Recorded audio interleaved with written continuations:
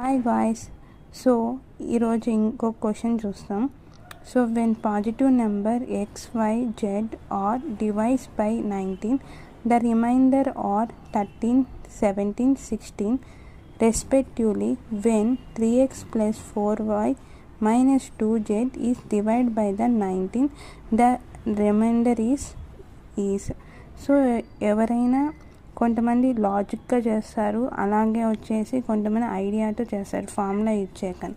కాబట్టి నేను ఈ ఫార్ములా యూజ్ చేసి ఈ ప్రాబ్లం చేస్తున్నా. ఇక్కడ x equal to a into n plus b. So ఈ ఒక్కటి లైన్ గుర్తుపెట్టుకుంటే ఈ ప్రాబ్లం ఈజీగా ఉంటుందన్నమాట. So a into n plus b, n అనేది ఇంటీజర్ అనమాట. సో ఎలా చేయాలో ఫస్ట్ ఆఫ్ ఆల్ చెప్తాను.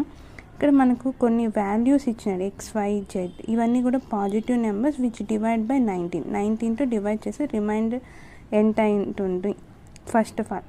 సో ఇక్కడ ఏమైందంటే x equal to 19 into 1. So ఇక్కడ 19 అంటే a, 1 అంటే ఇంటీజర్, b వాల్యూ 13. సో ఇలా XYZని అన్నిటినీ కూడా మనము ఇంటూ చేసి ప్లస్ చేసినామనుకో ఈ 32, 36, 35 వస్తాయి. ఆ తర్వాత మనకి ఇచ్చినట్టు ఇక్కడ ఏమైనా when 3x plus 14y minus 2z is divided by 19తో డివైడ్ చేస్తే ద రిమైండర్ ఎంత వస్తుందని అడుగుతున్నా. సో ఇక్కడ ఏం చేయాలి, 3x 4y 2z వచ్చిన వాల్యూస్తో ఇంటూ చేస్తే మనకి ఈ వాల్యూస్ వస్తాయి 96, 140, 144, 70. సో ఈ వాల్యూస్ తర్వాత మనం ఏం చేయాలంటే, సో మనకిచ్చిన వాల్యూస్లో ప్లస్, సో ఈ వాల్యూస్ బేస్ చేసుకొని ఇక్కడ ఈ వాల్యూస్ చేయాలి. 96 ప్లస్ 144 మైనస్ 70. సో ఇవన్నీ కూడా ప్లస్ చేసి మనకు వాల్యూ ఎంత వస్తుంది, 170 వస్తుంది.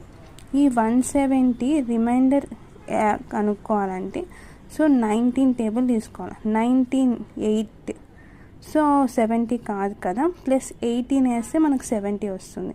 సో అప్పుడు లాస్ట్లో వాల్యూ ఏమొచ్చింది, 18 ఇస్తే రిమైండర్ అవర్ ఆన్సర్.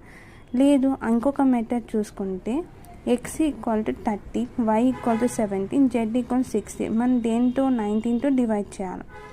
సో ఇక్కడ సేమ్ అదే వాల్యూతో ఇంటూ చేయాలి. ఫస్ట్ ఇక్కడ ఇచ్చిన మనకు వాల్యూస్తో ఇంటూ చేసి ఆ తర్వాత వచ్చేసి సో రిమైండర్ ఇక్కడ 1939తో డివైడ్ చేసిన రిమైండర్స్ 1 ప్లస్ 11 మైనస్ 13. సో ఇక్కడ మనకు నెగిటివ్ నెంబర్ ఉంది కాబట్టి దీన్ని పాజిటివ్గా కన్వర్ట్ చేసుకోవాలి.